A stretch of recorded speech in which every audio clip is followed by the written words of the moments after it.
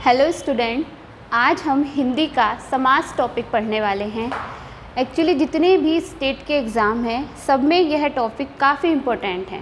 इस टॉपिक को पढ़ाने से पहले मैं आपको कुछ चीज़ें बताना चाहती हूँ। जैसे हिंदी में एक टॉपिक आता है शब्द, तो वर्णों के सार्थक मेल को शब्द कहा जाता है।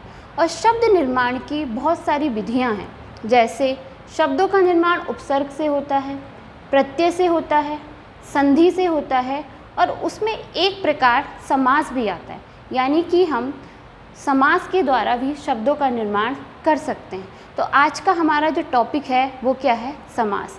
उसके बाद हम आते हैं कि समास की परिभाषा क्या है। तो समास की परिभाषा ये होती है, जब दो पदों को आप मिलाएं तो उसे क्या कहा जाता है? समास कहा जाता है। अब दो पदों को मिलाने के भी अलग अलग तरीके हैं। जैसे कि हम दो पदों को या दो वर्णों को कहें तो संधि के थ्रू भी मिला सकते हैं और समास के थ्रू भी मिला सकते हैं। अगर हम संधि के थ्रू मिलाते हैं तो जहाँ दो वर्ण मिलते हैं वहाँ उसमें विकार होता है, लेकिन जब हम समास में दो पदों का योग करते हैं तो उसमें कोई भी विकार नहीं होता। उसमें क्या होता है?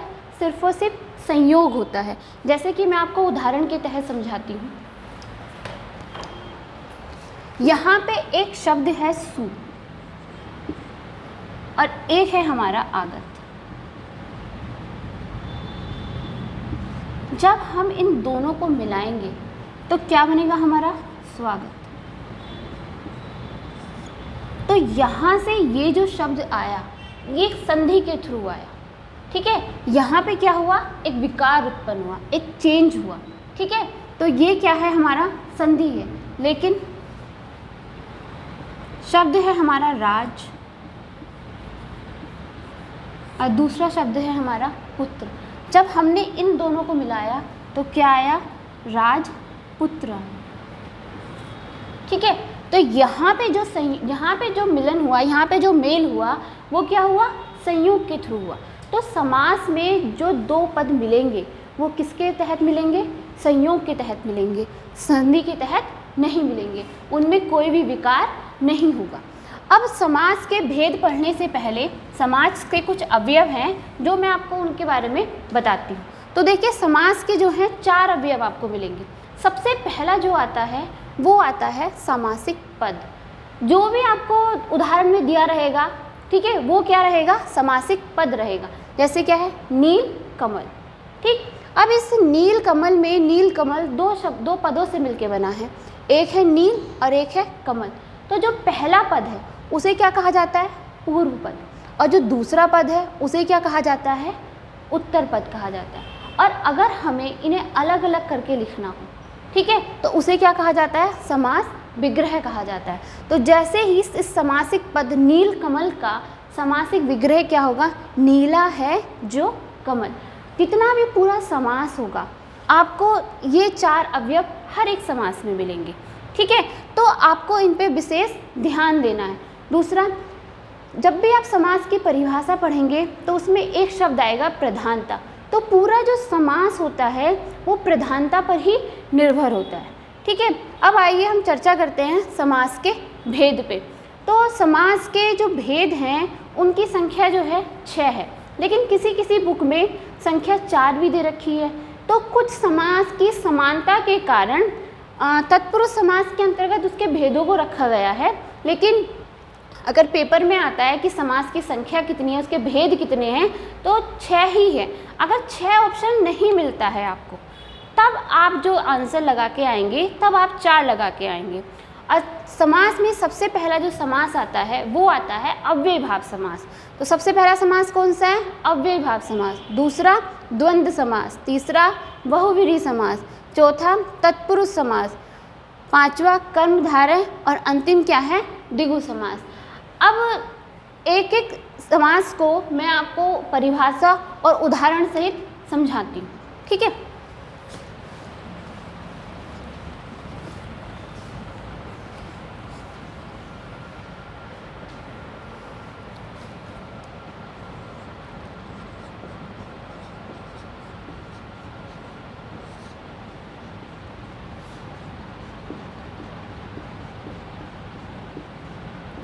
सबसे पहला जो हमारा समास है वो क्या है? अव्ययीभाव समास।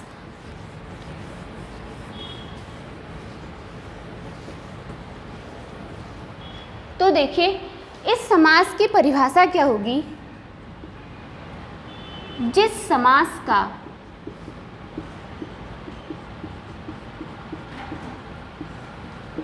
पूर्व पद प्रधान हो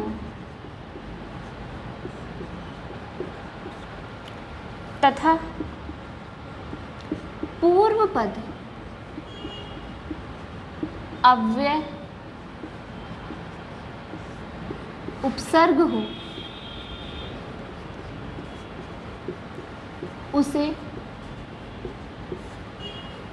अव्ययीभाव समास कहते हैं।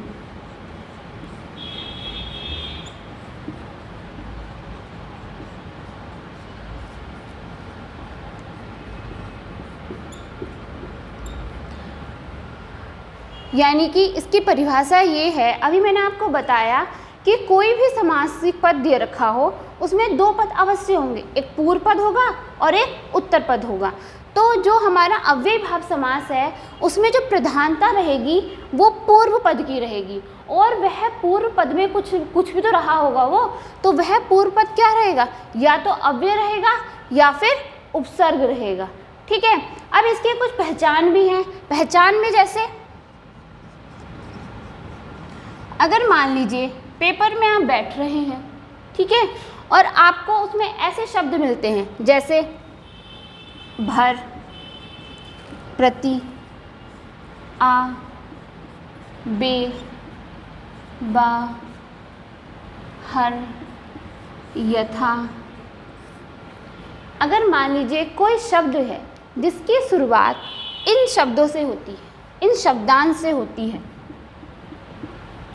तो आपको कुछ नहीं सोचना है, उसमें डेफिनेटली कौन सा समास होगा? अव्ययीभाव समास होगा। ठीक है, अब जैसे कि मैं आपको बताती हूँ उदाहरण, जैसे है यथाशक्ति।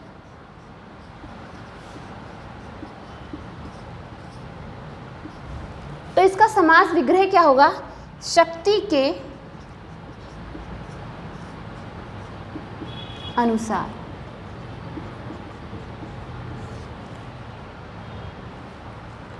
एक है हमारा शब्द बाईमान, इसका क्या समास विग्रह होगा? ईमान के साथ।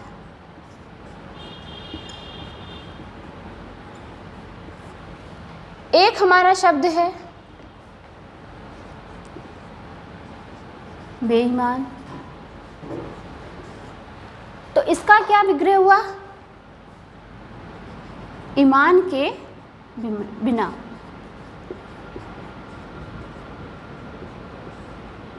और अगर मान लीजिए ये आता है यथाशक्ति, यथार्थ, तो इसका क्या विग्रह हुआ?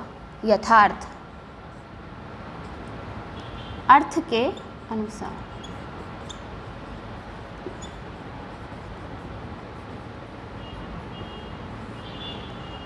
ठीक है स्टूडेंट, अब देखिए ये पहचानना तो आपके लिए बहुत ही आसान है, वो इसलिए क्योंकि यहाँ पे जितने भी मैंने आपको ये उदाहरण दिए हुए हैं ये पहचानने के लिए, तो आप आसानी से पहचान पाएंगे। लेकिन अगर मान लीजिए ऐसा आए,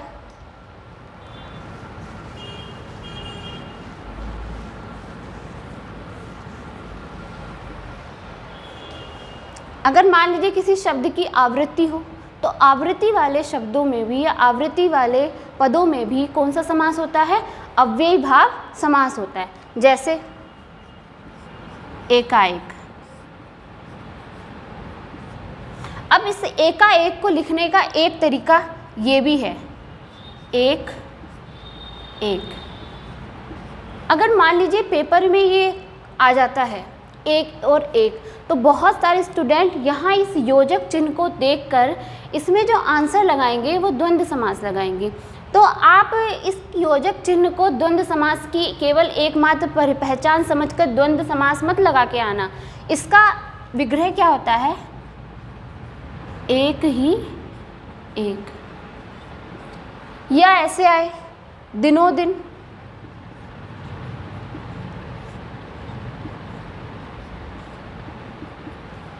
इसका विग्रह क्या होगा? दिन ही दिन में। या एक उदाहरण ऐसे भी हो सकता है, रातों रात।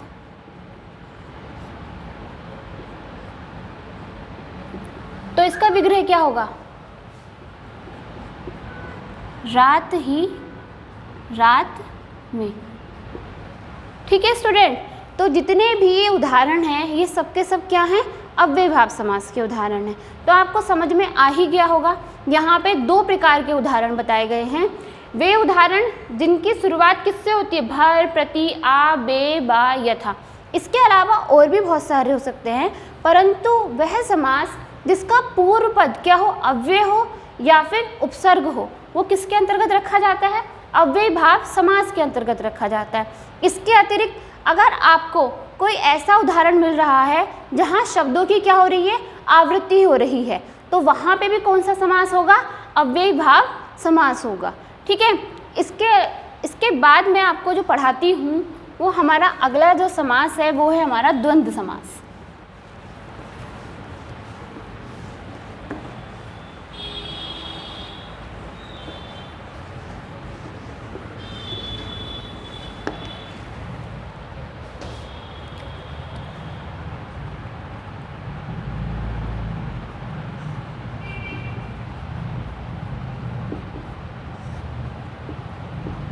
तो देखिए, द्वंद्व समास की परिभाषा बहुत ही सिंपल है, मैं पहले लिख देती हूँ उसमें।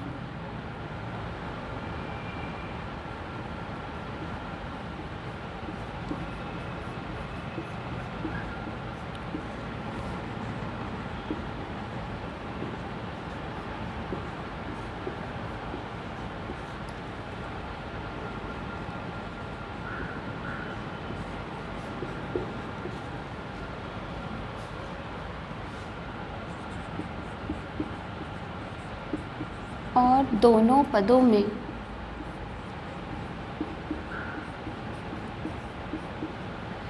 विलोम या पूरक का संबंध हो,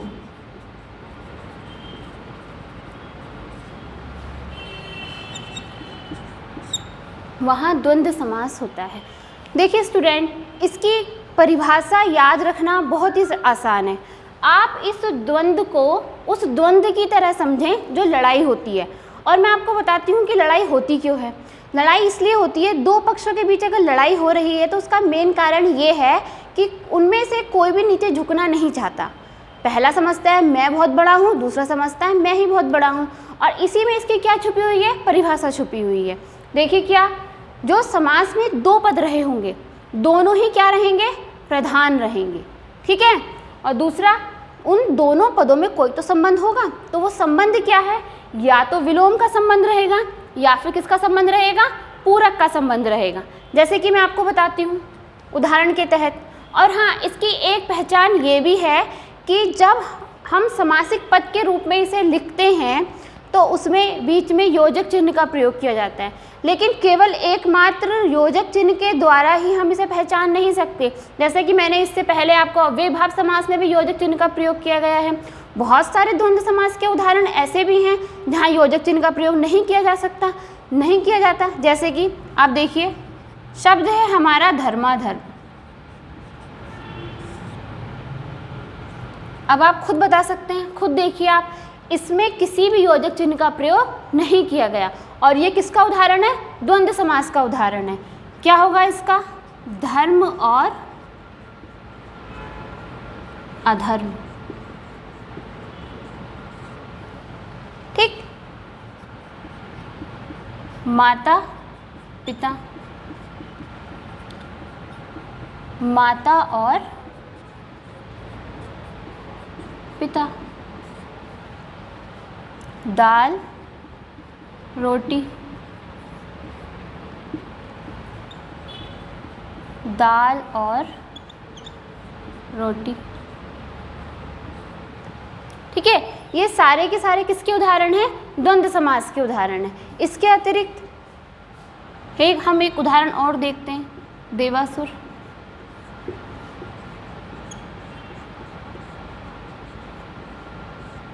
तो क्या हो गया ये, देव और असुर। ठीक है, तो सारे के सारे उदाहरण किसके हैं, द्वंद्व समास के उदाहरण हैं। तो द्वंद्व समास की परिभाषा क्या है, जहां दोनों पदों की क्या हो, प्रधानता हो, और दोनों पदों के बीच जो संबंध हो या तो विलोम का होगा या फिर पूरक का होगा। ठीक है, इसके अतिरिक्त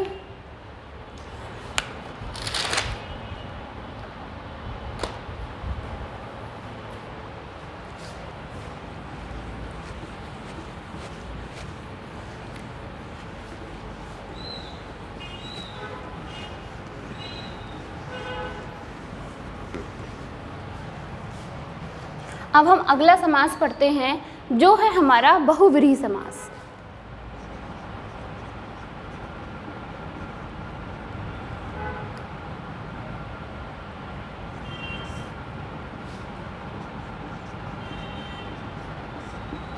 अब देखिए स्टूडेंट, इसकी जो परिभाषा है बहुत ही इजी है, इसे पहचानना भी बहुत इजी है।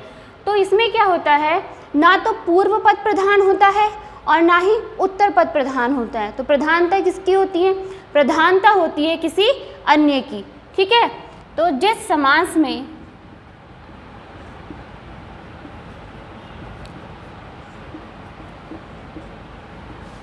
ना तो पूर्व पद प्रधान हो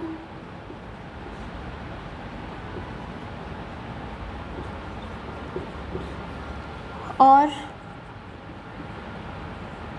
न उत्तर पद प्रधान हो,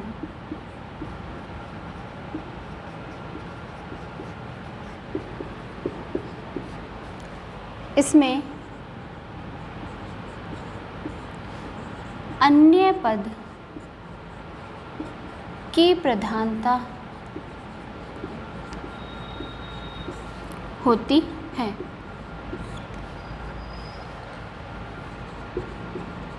ठीक है स्टूडेंट, तो जिसमें ना तो पूर्व पद प्रधान होगा ना ही उत्तर पद प्रधान होगा, उसे क्या कहा जाएगा, बहुव्रीहि समास कहा जाएगा।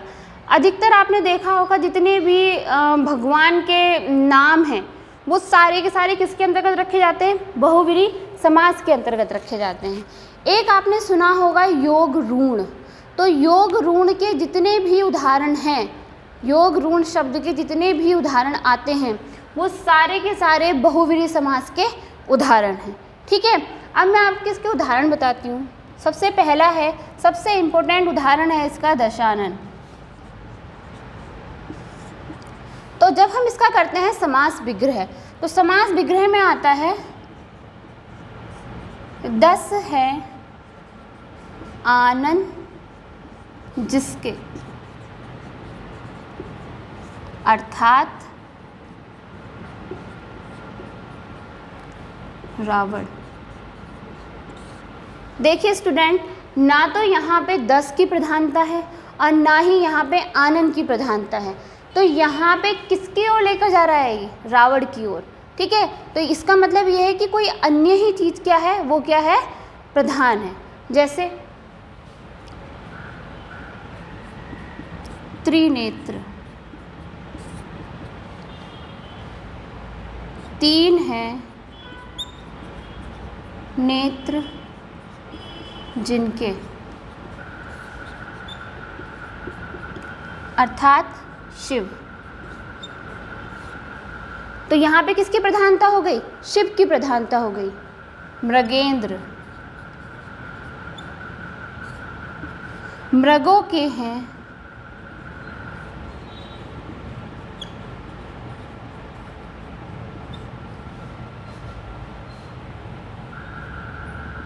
इंद्र। यहाँ पे कौन हो गया, अर्थात सिंह। ठीक है, तो जहाँ पे ना तो पूर्व पद प्रधान हो और ना उत्तर पद प्रधान हो, उसे क्या कहा जाता है, बहुव्रीहि समास कहा जाता है। इसके बाद हम जो टॉपिक पढ़ाएंगे मतलब वो है तत्पुरुष समास। ठीक है, अब देखिए तत्पुरुष समास की जो परिभाषा होती है वो ये होती है कि इस समास में उत्तर पद की क्या होती है, प्रधानता होती है, और जब हम उसका समास विग्रह करते हैं तो उसमें आती है हमारी एक विभक्ति। अब आपने आज तक सुना तो होगा कि उत्तर पद की प्रधानता, उत्तर पद की प्रधानता। तो आज मैं आपको बताती हूँ कि उत्तर पद की प्रधानता होती कैसे है। जैसे एक उदाहरण है तत्पुरुष समास का राजपुत्र, जिसका विग्रह अगर आप करेंगे तो होगा राजा का पुत्र। अब आप अपने दिमाग में सोचिए, एक शब्द है राजपुत्र, और जैसे ही आपने मैंने शब्द बोला राजपुत्र तो आपके दिमाग में किसकी इमेज बन रही है? उस पुत्र की इमेज बन रही है, या उस राजा की इमेज बन रही है, या उस पूरे राज्य की इमेज बन रही है? ऑब्वियसली आपके दिमाग में किसकी इमेज बन रही है? पुत्र की इमेज बन रही है। तो देखिए पुत्र जो है वो कौन सा पद है? उत्तर पद है। तो यहाँ पे किसकी प्रधानता हुई? उत्तर पद की प्रधानता। दूसरा एक उदाहरण है अश्वरूढ़। जब हमने इसे विग्रह किया तो क्या आया? अश्व पर आरूढ़। अब आप बताइए, जैसे ही हमने बोला अश्वरूढ़, ठीक है, तो आपके दिमाग में किसकी इमेज बनी? उस घोड़े की इमेज बनी, या उस घोड़े पे बैठे हुए व्यक्ति की इमेज बनी? तो जो व्यक्ति उस घोड़े पर बैठा है उसकी इमेज बनती है। तो यहाँ पे किसकी प्रधानता है? आरूढ़, यानी कि जो बैठा हुआ है उसकी प्रधानता। यहाँ पे मैंने कहा है कि विग्रह करने पर क्या आती है? विभक्ति। आपने पढ़ा होगा, कारक पढ़े होंगे, कारक चिन्ह पढ़े होंगे, कर्ता ने कर्म को कर्ण से संप्रदान के लिए, ये सब। तो जब भी आप विग्रह करोगे तो क्या आएगा उसमें? ये का, की, के, से, के लिए आय का प्रयोग किया जाए। जैसे यहाँ पे क्या है? का विभक्ति है, और यहाँ पे क्या है? पर विभक्ति है। ठीक है, तो विभक्ति के आधार पर तत्पुरुष समास के क्या है? 6 भेद है। अब हम क्या पढ़ाएंगे? विभक्ति के आधार पर तत्पुरुष समास। अब विभक्ति में अगर देखा जाए तो सबसे पहले कारक चिन्ह जो आता है वो कर्ता आता है, लेकिन तत्पुरुष समास में कर्ता और संबोधन को छोड़कर जितने भी कारक हैं सभी का प्रयोग किया गया है। तो सबसे पहला जो हमारा तत्पुरुष समास हुआ वो क्या हुआ? कर्म तत्पुरुष। अब देखिए इसमें जितने भी उदाहरण आएंगे, जब आप उनका विग्रह करोगे तो उनके बीच में क्या आएगा? को आएगा। क्यों? क्योंकि कर्म जो होता है, कर्म कारक जो है उसकी विभक्ति चिन्ह क्या है? को है। ठीक है, तो सबसे पहले इसका उदाहरण है ग्राम गत। तो देखिए जब हमने इसका विग्रह किया तो क्या आया? ग्राम को गया। देखिए यहाँ आया नहीं को। ठीक, अगला यश प्राप्त, यश को प्राप्त। इससे अगला गगनचुंबी, गगन को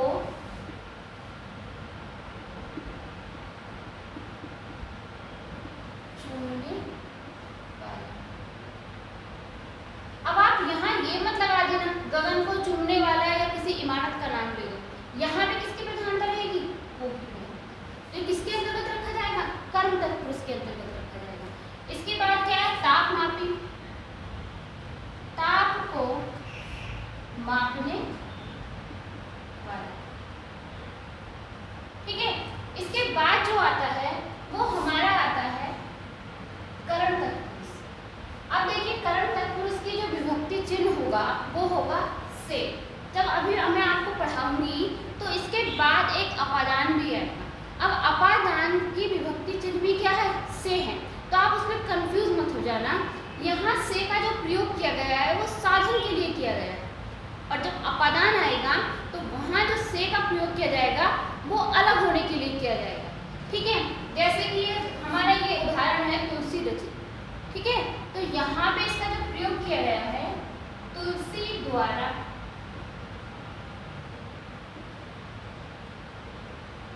रचित। तो यानी कि जो भी रचना की गई है किसके द्वारा की गई है? तुलसी द्वारा की गई है, यानी कि तुलसी क्या है? साधन है। ठीक है, इससे पहला क्या है? भूख वाला।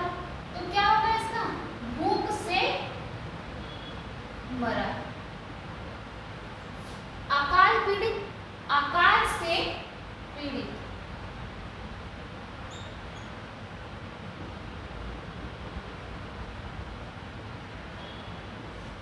इसके बाद क्या है? गुण युक्त, गुण से युक्त।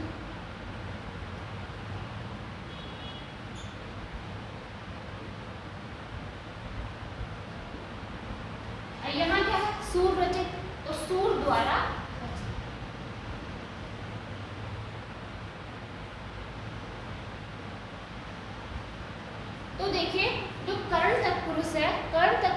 विभक्ति क्या है, से है, ठीक है। और हम एक चिन्ह और ले सकते हैं यहाँ पे, द्वारा। तो जब भी हम तत्पुरुष समास के कर्ण तत्पुरुष समासिक पद का समास विग्रह करेंगे तो क्या आएगा, या तो से आएगा या फिर द्वारा आएगा। इसके बाद जो आता है वो आता है संप्रदान तत्पुरुष। संप्रदान तत्पुरुष का जो विभक्ति चिन्ह है वो क्या है, के लिए। तो इसका सबसे पहला जो उदाहरण है वो क्या है, हवन सामग्री। आप उसमें हवन सामग्री में कहीं कंफ्यूज मत हो जाना। आप ऐसा मत लिख देना कि हवन की सामग्री, राह का खर्च, ऐसा नहीं होता। उसमें क्या आएगा, के लिए आएगा, हवन के लिए सामग्री।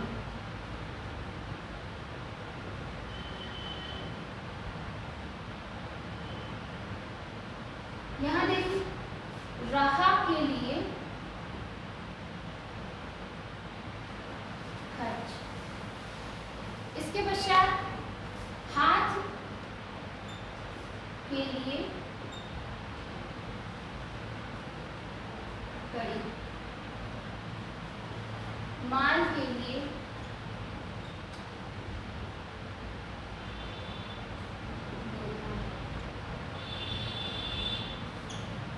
ठीक है। तो यहाँ पे जो हमारा कवर किया गया वो क्या है, कर्म तत्पुरुष, दूसरा करण तत्पुरुष और संप्रदान तत्पुरुष, ठीक है। संप्रदान के बाद अब आता है अपादान तत्पुरुष। तो देखिए, अपादान तत्पुरुष की जो विभक्ति चिन्ह होता है वो होता है से। इससे पहले जब मैं आपको करण बता रही थी, पढ़ाया था मैंने, तब मैंने आपको बताया था कि करण का अर्थ होता है साधन, द्वारा। विभक्ति उसकी भी से होती है, ठीक है। और अपादान की विभक्ति भी क्या है, से है। लेकिन दोनों में अंतर ये है कि यहाँ पे जो ये होगी उस चीज से अलग होने की। अपादान का मतलब क्या है, अलग होना, और करण का मतलब क्या है, साधन या द्वारा, ठीक। तो सबसे पहले इसका उदाहरण क्या है, धन हीन। तो इसका जब हम विग्रह करेंगे तो क्या आएगा, धन से हीन, यानी कि धन क्या हो गया, उससे अलग हो गया, ठीक। अब क्या है, देश निकाला, देश से निकाला। तो इसका मतलब ये हुआ कि वो देश से क्या हो गया, अलग हो गया है। पद भ्रष्ट, पद से भ्रष्ट, रोग मुक्त, रोग से मुक्त। इन सभी उदाहरण से आपको अंतर समझ में आ गया होगा कि करण तत्पुरुष में और अपादान तत्पुरुष में क्या अंतर है। अपादान तत्पुरुष में कोई वस्तु दूसरी वस्तु से क्या होती है, अलग होती है, और करण तत्पुरुष में क्या होता है, उसका एक साधन का प्रयोग किया जाता है। उसके बाद क्या आता है, संबंध तत्पुरुष आता है। तो संबंध तत्पुरुष की जो विभक्ति होती है वो क्या होती है, का, की, के होती है। अब इसकी जो उदाहरण है वो क्या है, राजकुमार, जैसे राजा का कुमार,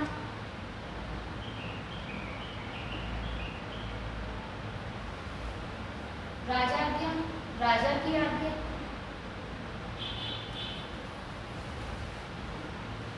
विद्यासागर, विद्या का सागर,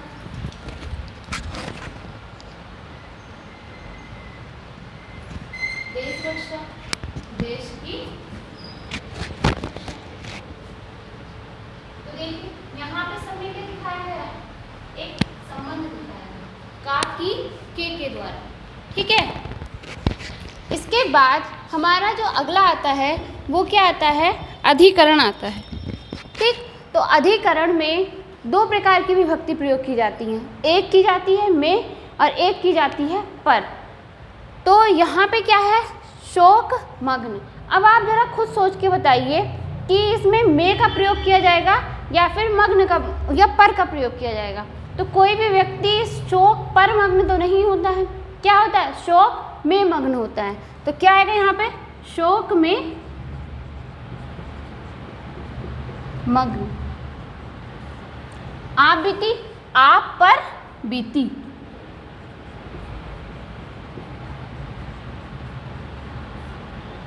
गृह प्रवेश, गृह पर प्रवेश नहीं होता है, गृह में प्रवेश होता है।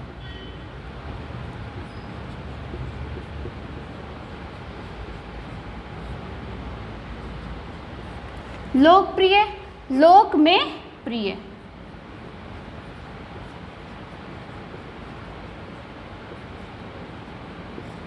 ये जितने भी मैंने आपको तत्पुरुष समास के भेद पढ़ाए हैं अधिकरण तक, ये सभी के सभी विभक्ति के आधार पर थे, कारक चिन्ह के आधार पर थे।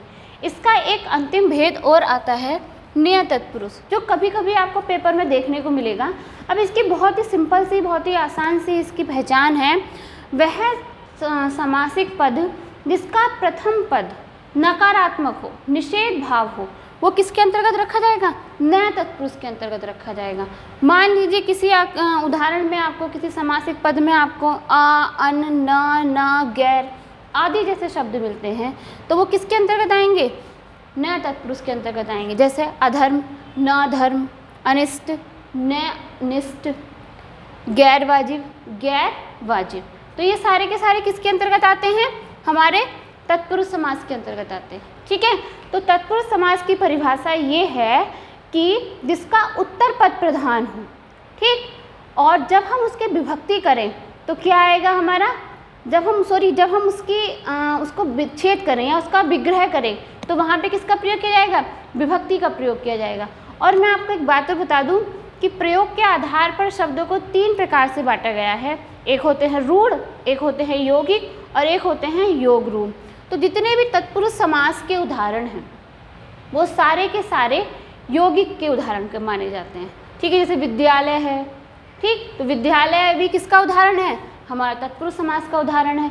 और विद्यालय अगर शब्द देखा जाए प्रयोग के आधार पर तो यौगिक शब्द है। ठीक है, इसके बाद जो हम पढ़ेंगे वो हम पढ़ेंगे कर्मधारय समास।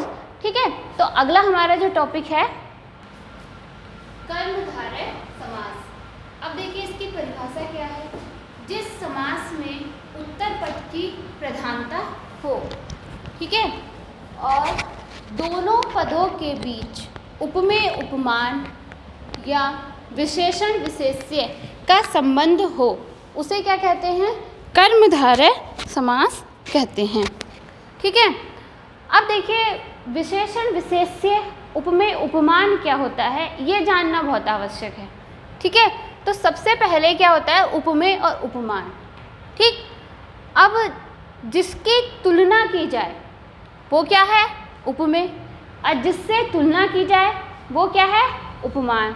जैसे हम कहें कि जो मुख है चंद्रमा के समान सुंदर है, तो हमने किसकी तुलना की? मुख की तुलना की है ना।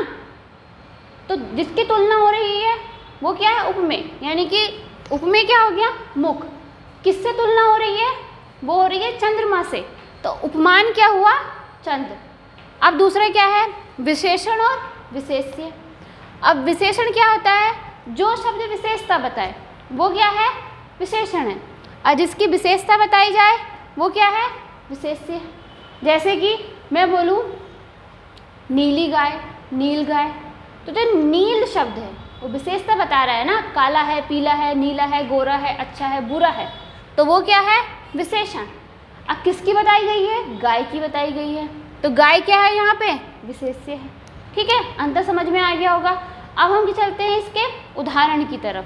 तो सबसे पहला जो उदाहरण है, ये जो उदाहरण है ये उपमेय उपमान के हैं, और ये जो उदाहरण है ये विशेषण विशेष्य के हैं। तो हम देखते हैं। और एक चीज़ और ध्यान रखने वाली बात है, जब हम उपमेय और उपमान के उदाहरणों का विग्रह करते हैं, ठीक है, तो विग्रह में भी तो कुछ आएगा, तो विग्रह में आएगा समान। और जब हम विशेषण विशेष्य वाले का उदाहरण का विग्रह करेंगे तो उसके बीच में क्या आएगा? है जो। मैं आपको करके बताती हूँ। जैसे चरण कमल, इसका जब हम विग्रह करेंगे तो विग्रह क्या आएगा? कमल के समान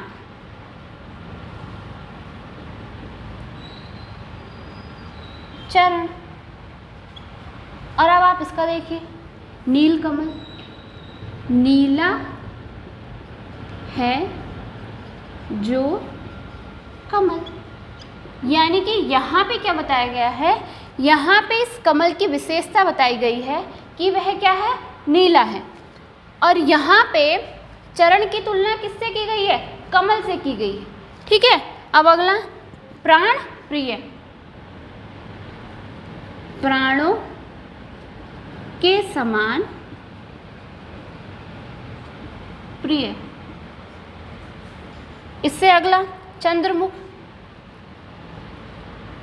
चंद्र के समान मुख। और उससे अगला क्या है? विद्याधन। अब विद्या के समान धन तो नहीं हो सकता, तो क्या होगा? विद्या रूपी धन। तो ये सारे के सारे किसके उदाहरण हैं? कर्मधारय के। और कर्मधारय में भी किसके उदाहरण हैं? उपमेय और उपमान के। ठीक है, अब इससे अगला हम इसमें आते हैं विशेषण और विशेष्य में। अब देखिए आत्मा की एक विशेषता है। अब विशेषता तो पॉजिटिव और निगेटिव, सकारात्मक और नकारात्मक दोनों होती है। तो यहाँ पे जो विशेषता बताई गई है वो नकारात्मक बताई गई है, यानी कि दुरात्मा। आत्मा कैसी है? बुरी है। तो यानी कि बुरी है जो आत्मा। महाजन यानी कि जन, व्यक्ति की क्या बताई गई है? विशेषता बताई गई है। महान है जो जन। अगला क्या है? प्रधानाध्यापक। प्रधान है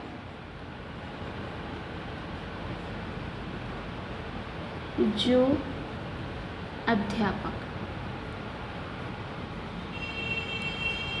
ठीक है, तो कर्मधारय समास क्या हुआ? ऐसा समास जिसमें उत्तर पद प्रधान हो और दोनों पदों के बीच में या तो विशेषण विशेष्य का संबंध हो या फिर उपमेय और उपमान का संबंध हो। ठीक है, इसके बाद जो हम पढ़ते हैं वो हमें पढ़ना है द्विगु समास। तो अब हम द्विगु समास पढ़ते हैं।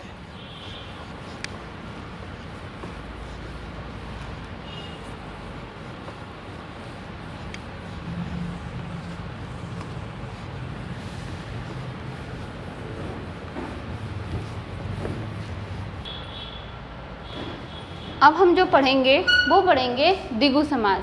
अब द्विगु समास बहुत ही सरल है, बहुत ही आसान है, सिंपल सा है। परिभाषा क्या है इसकी?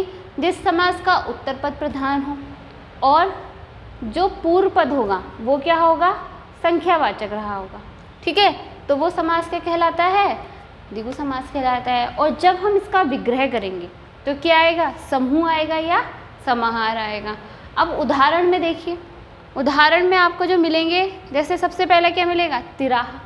तो अगर जब हम इसका विग्रह करेंगे तो क्या मिलेगा आपको? क्या आएगा?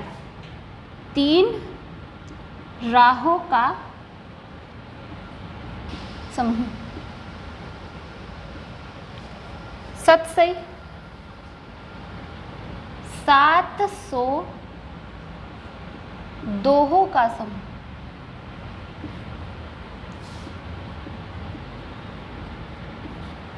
इसके पश्चात पंचवटी 5 बटियों का समूह। छत्तीसगढ़ 36 गढ़ों का समूह। ठीक है, इसके बाद क्या आएगा? पंजाब। आव का एक अर्थ जो है पानी से भी होता है, तो 5 आव, आवों का समूह। इसके पश्चात पखवाड़ा। पखवाड़ा क्या होता है? 15 दिनों का समूह। और लास्ट क्या है? चवन्नी। चवन्नी में क्या होता है? 4 आनों का समूह। ठीक है, तो द्विगु समास क्या हुआ?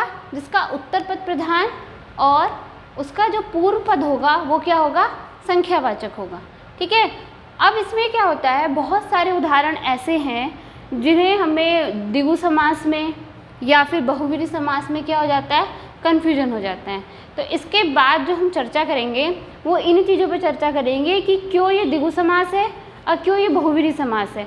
अगर हमने इसे द्विगु समास में रखा है तो क्यों रखा है, और अगर संख्या भी आ रही है तो हमने क्यों इसे द्विगु समास में नहीं रखा, बहुव्रीहि समास में क्यों रखा। जैसे कि आपने देखा होगा दशानन, दशानन एक ऐसा उदाहरण है जिसमें बहुत कन्फ्यूजन होता है कि उसे द्विगु समास में रखा जाए या फिर बहुव्रीहि समास में रखा जाए। ठीक है, तो इसके बाद जो हम पढ़ेंगे वो यही पढ़ेंगे। अब हम आपको बताएंगे कि समास तो आपने पढ़ लिया, लेकिन बहुत सारे उदाहरण ऐसे हैं जो द्विगु समास में भी रखे जाते हैं, कर्मधारय में भी रखे जाएंगे और बहुव्रीहि समास में भी रखे जाएंगे। जैसे कि अब आप देखिए, एक हमारा शब्द है दशानन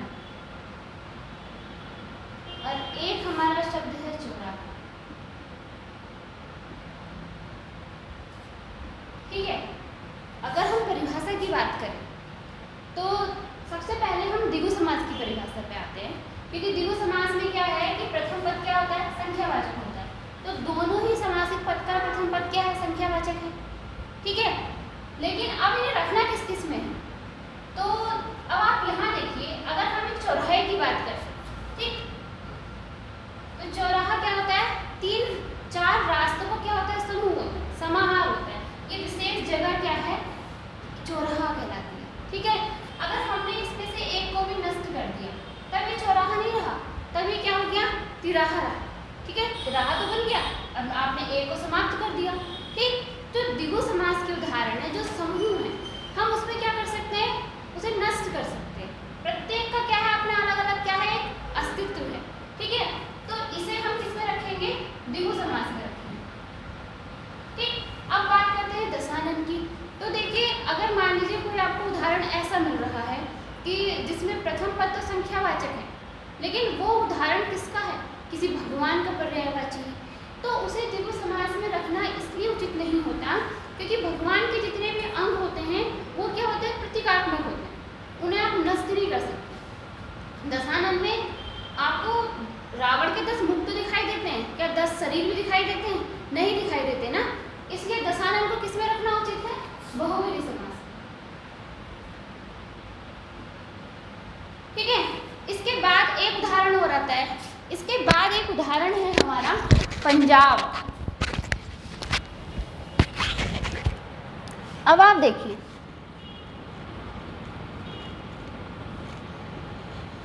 ठीक, अगर मैं लिखती हूँ पंजाब, तो पंजाब का जो उदाहरण है ये आता है द्विगु समास के अंतर्गत। क्यों, क्योंकि अगर जब आप इसका विग्रह करेंगे तो क्या आएगा, 5 आवों का समूह क्या कहलाएगा, पंजाब कहलाएगा। और यहाँ पे देखो पहला शब्द क्या है, संख्यावाचक भी है। लेकिन अगर हम ये लिखें मोहन पंजाब जाता है, तो अब आप बताइए, अब आप इस पंजाब को किस में रखेंगे। ऐसा कोई ज़रूरी नहीं है कि सिर्फ और सिर्फ आपको एक शब्द दे और आपसे पूछे कि समास बताइए, क्या पता वो एक सेंटेंस में बना के दे और तब आपसे पूछे कि समास बताइए। तो अब आप यहाँ पे पंजाब में ऐसे नहीं है कि हाँ प्रथम पद जो हो गया हमारा संख्यावाचक है तो ये द्विगु समास के अंतर्गत आ गया, वो तुरंत आपका गलत हो जाएगा। यहाँ मोहन एक पंजाब यानी कि एक राज्य है, एक विशेष जगह है, तो यहाँ पे ये किस में आएगा, बहुव्रीहि में आएगा। ठीक है, जो मैं कहना चाह रही हूँ आपको समझ में आ रहा होगा। यहाँ पे इस पंजाब का प्रयोग किया गया है एक स्थान के रूप में, और यहाँ इस पंजाब अकेले शब्द का प्रयोग किया गया है एक 5 नदियों के समूह के रूप में। इसके अतिरिक्त और बताती हूँ मैं आपको, जैसे कि आपने एक उदाहरण देखा होगा,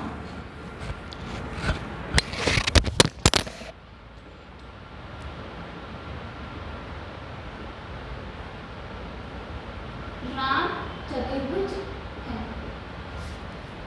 ठीक है,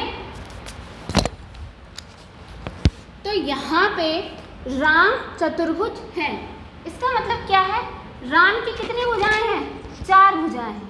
ठीक है, तो यहाँ पे चतुर्भुज का जो प्रयोग किया गया है वो किसके आधार पर किया गया है, यानी कि यहाँ पे चतुर्भुज जो आएगा वो किसका उदाहरण है, द्विगु समास का।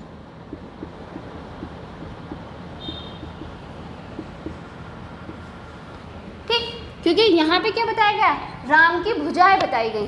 ठीक, तो यहाँ पे किसका प्रयोग किया गया है, संख्या का प्रयोग किया गया है। ठीक है, एक उदाहरण और मैं आपको बताती हूँ। आपने देखा होगा कि संख्या जो है जहाँ भी आएगी वहाँ द्विगु समास का उदाहरण होगा। अब आप ये बताइए, अगर मैंने लिखा 25 तो ये जो 25 है ये किसके अंतर्गत आएगा? ये किसका उदाहरण होगा? क्या ये द्विगु समास का उदाहरण होगा? क्या ये बहुव्रीहि समास का उदाहरण होगा? ये किसका उदाहरण होगा? तो देखिए इसका जब हम विग्रह करेंगे तो क्या आएगा? 5 और 20। और यहाँ से आप बता सकते हो जिस समास के विग्रह में और आता हो, ठीक है, तो वो किसके अंतर्गत रखा जाएगा? द्वंद्व समास के अंतर्गत रखा जाएगा। या हम ऐसे बोलें,